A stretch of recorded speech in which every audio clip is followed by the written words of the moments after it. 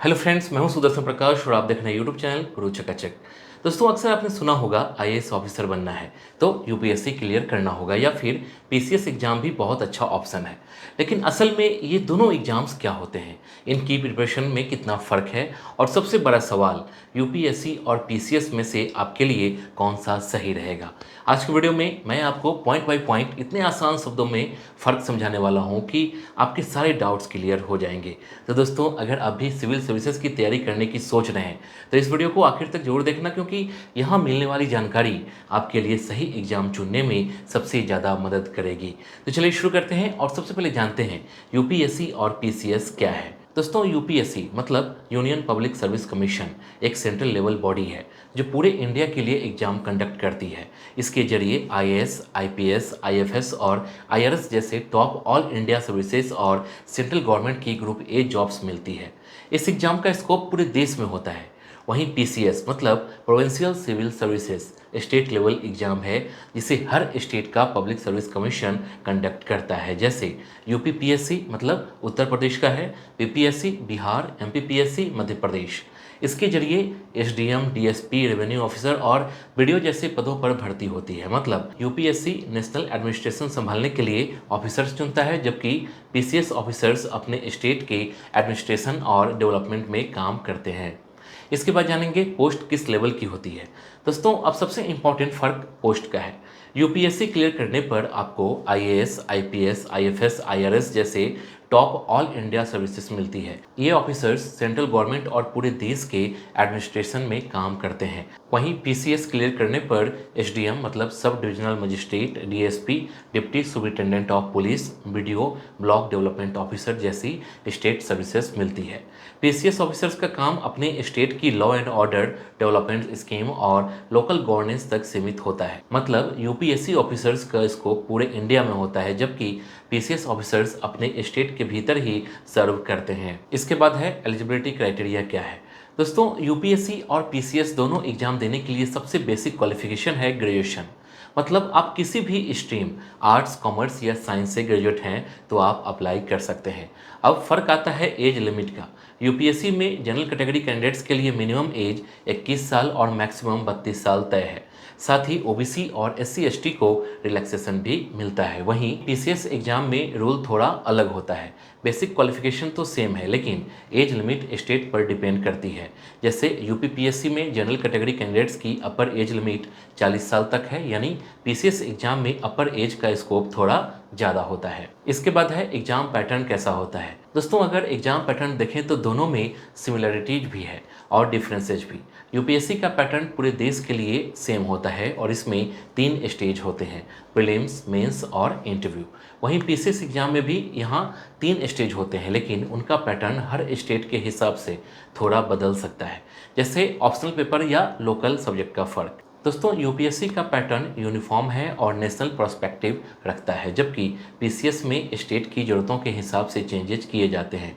इसलिए PCS candidates को local topics पर ज़्यादा फोकस करना पड़ता है।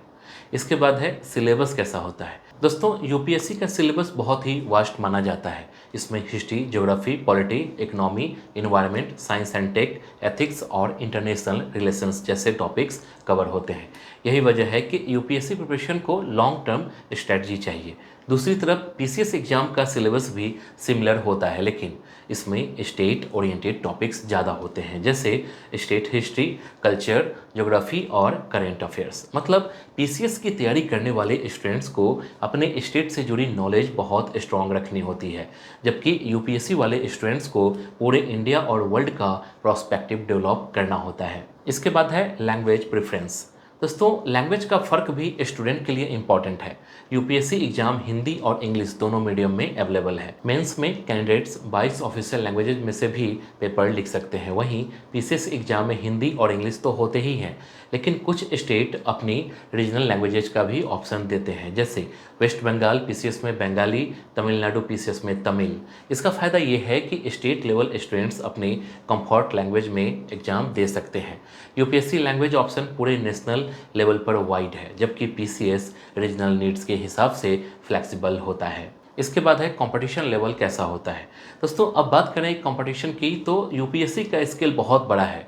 हर साल करीब 10 लाख स्टूडेंट्स यूपीएससी के लिए अप्लाई करते हैं और वैकेंसी सिर्फ 800 से 1000 के आसपास होती है। इसका मतलब है सक्सेस रेट लगभग 0.1% से 0.2% तक ही होता है। इसलिए इसे इंडिया का सबसे टफ एग्जाम कहा जाता है। वहीं पीसीएस एग्जाम में कंपटीशन स्टेट लेवल का होता है। एप्लीकेशन लाखों में होते हैं, लेकिन फिर भी यूपीएससी जितना बड़ा स्केल नहीं होता।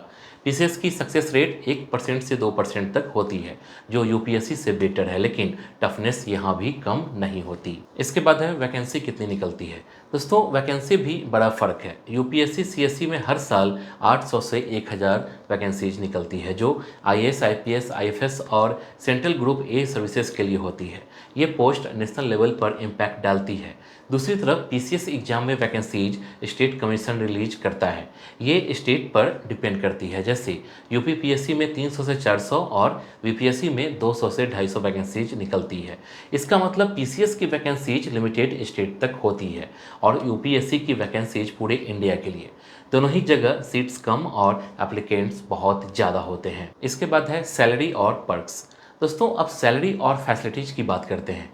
यूपीएससी ऑफिसर्स यानी आईएएस आईपीएस की स्टार्टिंग सैलरी 56,100 बेसिक पे से शुरू होती है और अलाउंसेज मिलाकर इन हैंड करीब 80,000 से 1 लाख तक पहुंचती है। इसके साथ official car, house, domestic help और सिक्योरिटी जैसी हाई लेवल सुविधाएं मिलती है। वहीं पीसीएस ऑफिसर्स की सैलरी भी लगभग इतनी ही होती है, लेकिन स्टेट के हिसाब से वेरिएशंस आते हैं।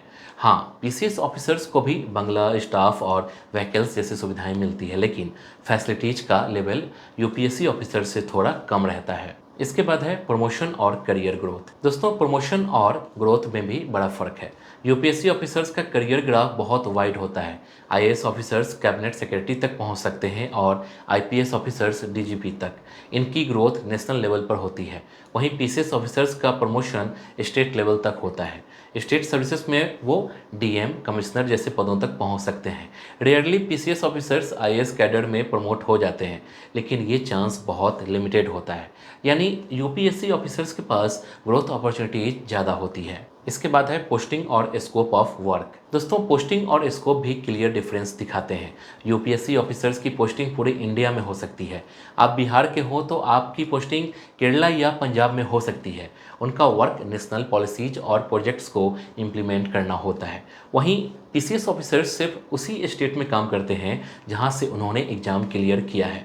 उनका स्कोप स्टेट के law and order, development projects और लोकल गवर्नेंस तक सीमित होता है। मतलब यूपीएससी ऑफिसर्स का काम नेशनल लेवल का होता है, जबकि पीसीएस ऑफिसर्स का रीजनल लेवल तक। इसके बाद है ट्रेनिंग कहाँ होती है। दोस्तों, यूपीएससी ऑफिसर्स की ट्रेनिंग देश के सबसे प्रेस्टिजियस इंस्टीट्यूट LBSNAA मतलब Lal Bahadur Shastri national academy of administration Mussoorie में होती है।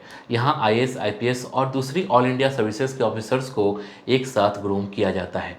ट्रेनिंग के दौरान डिसिप्लिन, एडमिनिस्ट्रेशन, पॉलिसी मेकिंग और ग्राउंड लेवल एक्सपीरियंस पर फोकस किया जाता है। वहीं पीसीएस ऑफिसर्स की ट्रेनिंग उनके स्टेट लेवल इंस्टीट्यूट में होती है। जैसे यूपी पीसीएस ऑफिसर्स की ट्रेनिंग लखनऊ में होती है। यहाँ स्टेट के law and order, development projects और लोकल एडमिनिस्ट्रेशन पर ज़्यादा ध्यान दिया जाता है। तो दोस्तों, अब आपको पता चल गया होगा कि यूपीएससी और पीसीएस में क्या फ़र्क है।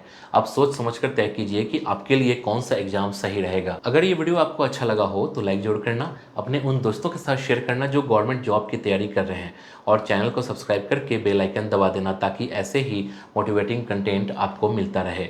मिलते हैं अगले वीडियो में, तब तक के लिए जय हिंद।